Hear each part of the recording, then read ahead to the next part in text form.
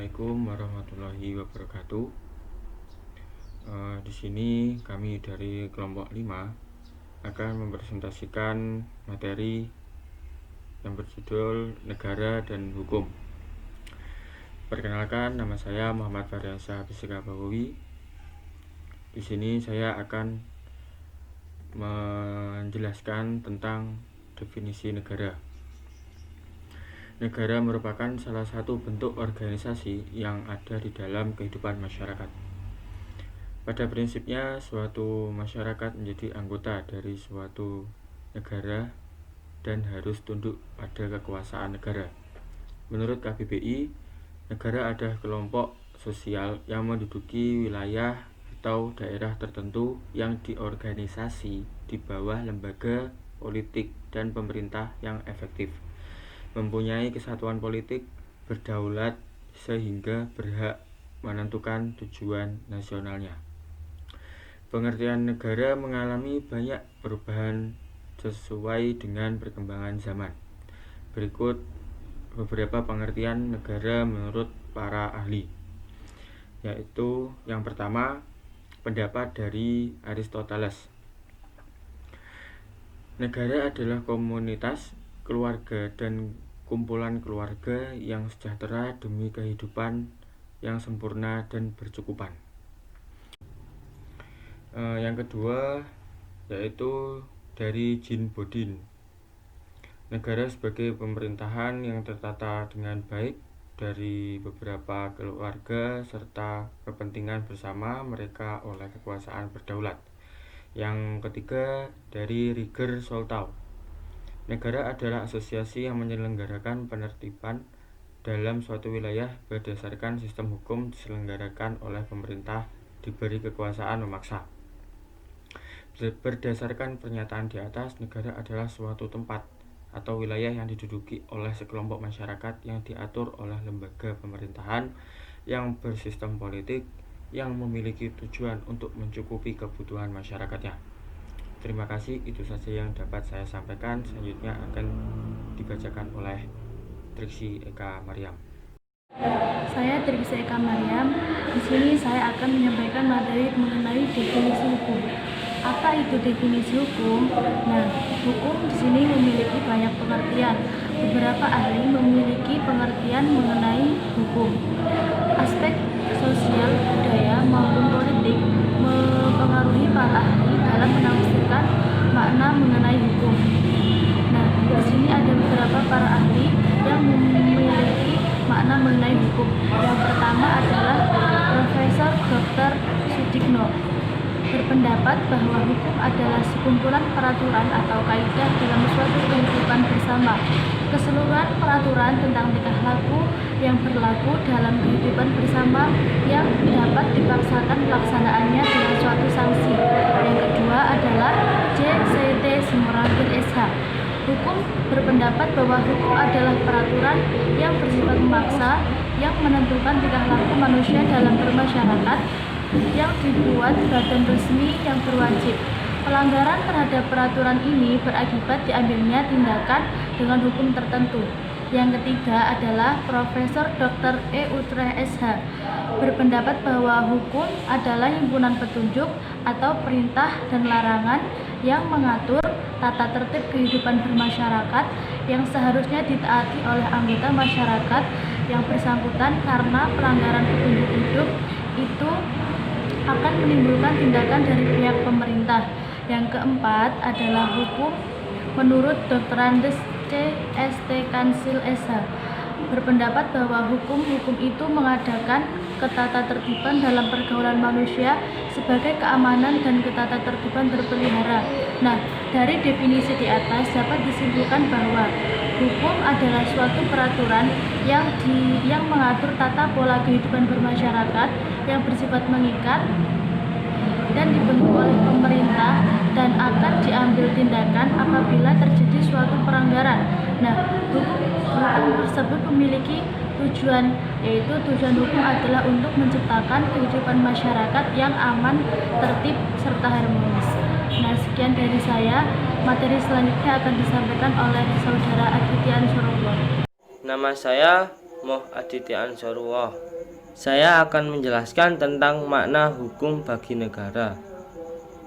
Di sini, hukum dimaksudkan untuk mengatur hubungan antar manusia dengan cara menetapkan hak-hak dan kewajiban seseorang terhadap lawan bergaulnya.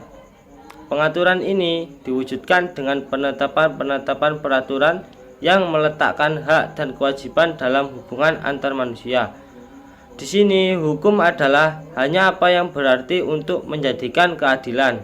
Hukum berarti aturan yang berisi larangan atau keharusan berperilaku dalam masyarakat. Maka dari itu, dari pernyataan ini, hukum dan masyarakat sangat berkaitan, yang mana mengatur tata pola kehidupan atau hubungan sesama manusia yang diwujudkan dengan larangan atau keharusan dalam berperilaku di masyarakat. Hal itu terjadi karena hukum memiliki sifat yang mengatur dan memaksa setiap individu. Bila mana suatu negara yang di dalamnya terdapat masyarakat yang tidak diatur oleh hukum, maka negara tersebut akan rawan terjadi konflik di lapisan masyarakat. Jadi, dapat disimpulkan bahwasanya hukum memiliki arti sangat penting bagi negara dan warga negaranya atau masyarakat. Di antaranya untuk mencegah atau menghindari perbuatan menghakimi sendiri oleh warga negara. Selanjutnya, untuk menjamin terlaksananya hak-hak asasi warga negara, untuk melindungi pihak-pihak yang lemah dari tindak kewenang-wenangan yang dilakukan oleh pihak-pihak yang kuat, serta untuk menjamin terlaksananya hak dan kewajiban warga negara. Sekian dari saya. Bila ada salah kata, saya mohon maaf. Selanjutnya akan dilanjutkan oleh Harisma Lutfiana. Assalamualaikum warahmatullahi wabarakatuh. Perkenalkan, nama saya Karisma Lutfiana. Di sini saya akan menjelaskan poin D mengenai Indonesia Negara Hukum. Berdasarkan UUD 1945 pada Bab 1 Pasal 1 Ayat 3 disebutkan bahwa Indonesia adalah negara hukum. Pernyataan tersebut menunjukkan bahwa pemerintahan Indonesia menjalankan sistem pemerintahannya menganut pada hukum nasional dan dapat dipertanggungjawabkan secara hukum. Hukum nasional yang berlaku di Indonesia yaitu Pancasila dan Undang-Undang Dasar 1945 dan Undang-Undang. Prinsip negara hukum seperti dikemukakan oleh Ismail Suni sebagai berikut. Untuk poin yang pertama, pengakuan dan perlindungan HAM yang mengandung persamaan dalam bidang politik, ekonomi, sosial, dan kebudayaan. Ini menunjukkan arti bahwa hak asasi manusia setiap warga negara diakui dan berfungsi sebagai pengatur agar setiap individu mendapatkan porsi yang sama dalam bidang politik, ekonomi, sosial, dan kebudayaan. Untuk poin B, peradilan yang bebas, tidak memihak, serta tidak dipengaruhi oleh sesuatu kekuasaan apapun. Ini menunjukkan bahwa jabatan dan kekuasaan yang dimiliki tidak membuat seseorang untuk berlaku sesuai kehendak diri atau subjektif, sehingga terciptalah rasa keadilan pada masyarakat. Untuk poin C, legalitas dalam arti hukum dalam segala bentuknya.